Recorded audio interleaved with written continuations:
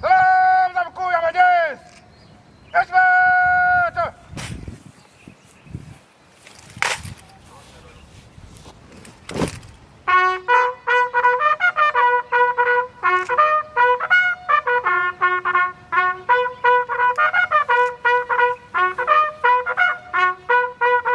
Leo mkuu ya majeshi, walinzi heshima waliopo mbele yako endelea na jeshi la ulinzi ya wananchi wa Uganda.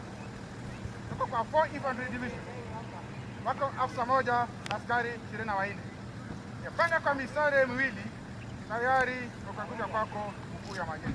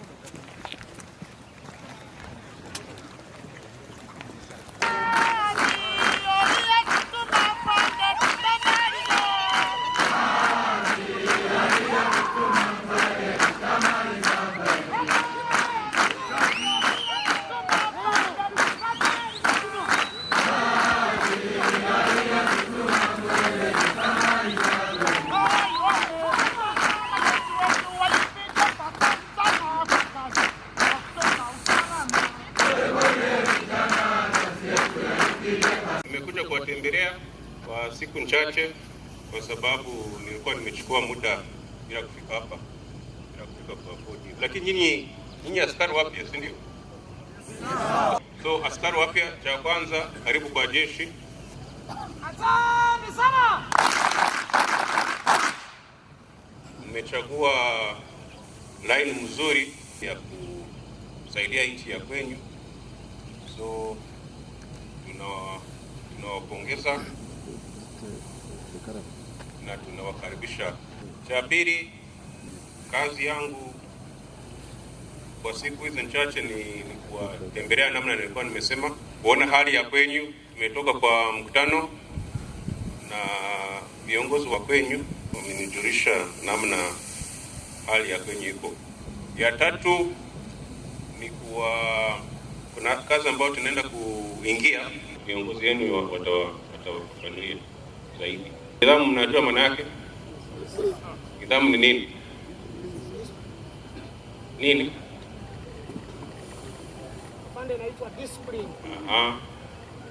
Discipline ya kwetu ya kawaida ya jeshi. Tutakamata watu vizuri, kuna kukamata watu na nguvu. Tutatumia siasa ya kwetu, ambayo inasema lazima tukue nini? Tukue jeshi ya nini? Jeshi ya wananchi. Jeshi ya wananchi. So hakuna kutumia nguvu. Tunaongea nao vizuri. Tunasema amri ya rais ndio hii, lazima tuifuatilie. Kuchunga maisha yako, maana yake unaweza kufanya miaka 30 kama sisi wa jeshi, halafu unatoka wakati uko na miaka 50, si ndio? Lakini lazima mchunge nini? Mchunge afya. Afya mnajua maana yake? Your health. Okay? Mmeingia jeshi, mko na afya nzuri, mko fit, naweza kazi, so msianze kuzorota. Msianze kuzorota wakati mmeingia jeshi. Unasikia? Wakati tuliingia jeshi, askari alikuwa anapata kama 60,000 shilingi kila mwezi. Naona mko watajiri sana. So ni kupanga sasa, unaweka kwa bank, una save, unapanga. Halafu muhimu training sasa. Umefanya basic hiyo ni ni msingi tu. Msingi mnajua maana yake? Msingi ni nini? Msingi ni nini? Foundation.